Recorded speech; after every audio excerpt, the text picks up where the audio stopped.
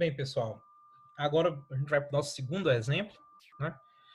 Como eu tinha prometido, esse daqui vai usar programação dinâmica e é um problema em grafos muito conhecido e a gente vai criar um algoritmo também muito conhecido. A maioria de vocês já deve ter, mesmo quem não pagou algoritmos em grafos, já deve ter ouvido falar do algoritmo de Dijkstra. E é justamente esse algoritmo que a gente vai ver que é uma aplicação de uma programação dinâmica. Então, de novo, a gente tem um grafo. O que é um grafo? É um conjunto de bolinhas e tracinhos, ligando essas bolinhas, né?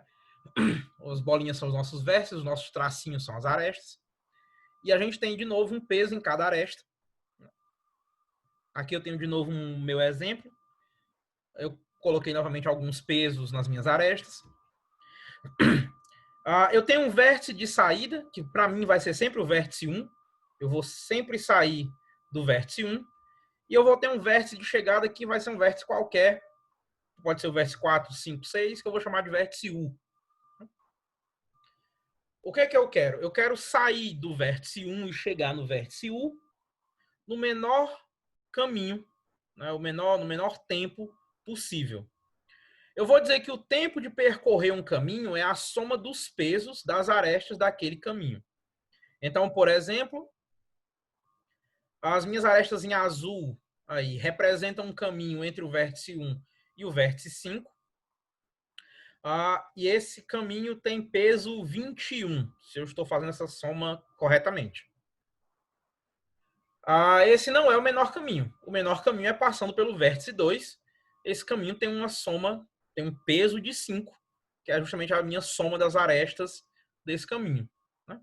Então, este é um caminho, não é o melhor. Esse daqui é o melhor caminho entre os vértices 1 e 5. Vamos lá. O que é que uma programação dinâmica tem que ter? Né? Uma programação dinâmica tem que ter uma caracterização recursiva da sua solução.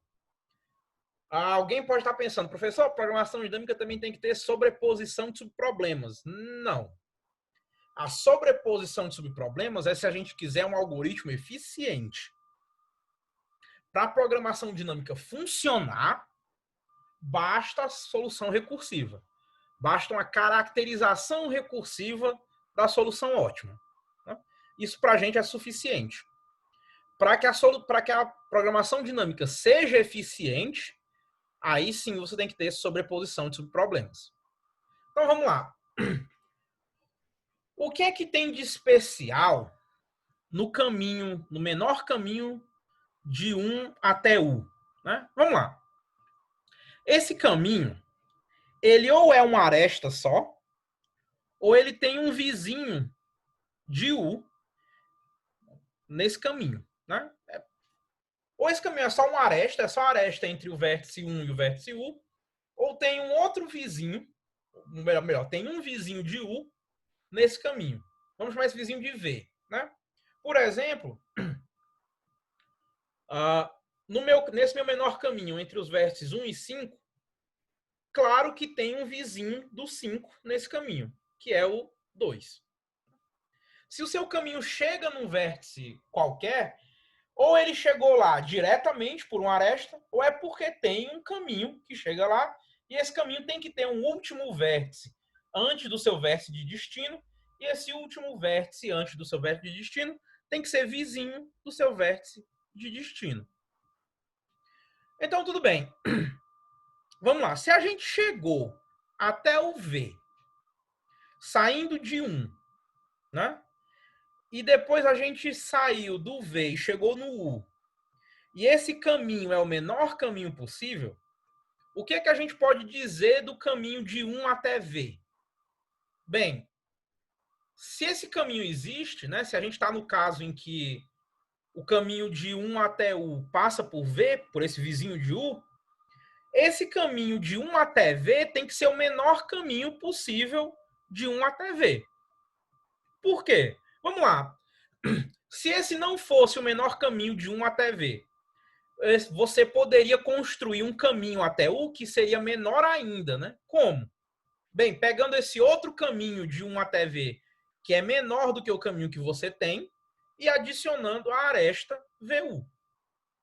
Então, se você chegou no nosso vértice V, esse caminho que você fez de 1 até V tem que ser o menor possível para o seu caminho até U ser o menor possível. Isso já dá para você a ideia de como é que você consegue construir, né, uma solução recursiva, uma fórmula recursiva para o seu problema. Vamos lá. Vamos dizer que f de UL, certo? É a distância do vértice 1 até o vértice U, considerando no máximo L arestas. Vamos lá. Se eu só posso considerar L arestas, você tem, então, dois casos. Né? Primeiro caso, você tem um certo vizinho do seu vértice U, esse vizinho V, em que o melhor jeito de você chegar em U é você chegar em V e depois sair de V e chegar em U. Mas o que é isso? O que é esse chegar em V? Bem, para você chegar em V, você tem que usar no máximo L-1 arestas, né? Por quê? Se você vai usar L arestas para chegar até U, para chegar em V, que é um vizinho de U, você tem que usar um aresta a menos para poder usar a aresta VU. É o que está representado aqui no meu segundo caso. Né? Eu estou pegando para todos os vértices que são vizinhos de U, todos os Vs que são vizinhos de U, eu estou pegando o caminho de 1 até ele e estou somando com o custo da aresta dele. Mas também pode ser que eu não passe por nenhum vértice V, ou que esse caminho não tem um tamanho L. Então, eu só vou pegar o caminho de U, o caminho até U, que tem L-1 arestas. Ótimo. Bem, o caso base são os vizinhos do próprio 1, né? Que, bem, o que é o peso de cada um desses caras? É exatamente as suas arestas. E o nosso algoritmo, então, vai funcionar da seguinte maneira. Né? Vamos começar com o nosso gráfico de exemplo. Só para ficar mais fácil de ver as computações, eu vou trocar o que tem dentro dos vértices, não pelo seu nome, né, pela sua representação, mas pelo valor da sua função f. Então, todos eles vão começar com menos infinito, menos o vértice original, que eu vou colocar menos 1 só para eu saber que eu começo dali. Na minha primeira interação, quando eu tiver com o L igual a 1, eu vou atualizar os valores de todos os vizinhos do meu vértice original. Eu vou atualizar na minha tabela, na minha matriz, né? Todas as posições relativas a esses vizinhos. Quando eu tiver no L igual a 2, eu vou atualizar as posições relativas a esses vértices de azul, seja porque eu finalmente consegui alcançá-los, como é o caso dos vértices 5 e 6, seja porque eu consegui uma solução melhor, como é o caso do vértice 4, e aí vou novamente atualizar o valor do meu vértice porque consegui uma solução melhor, até conseguir todas as minhas soluções. Esse processo, né, esse processo de melhora da sua solução, ele é uma programação dinâmica, né? Ele é exatamente a programação dinâmica correspondente a essa função. Essa programação dinâmica vai funcionar da mesma maneira que a programação dinâmica da mochila inteira funciona.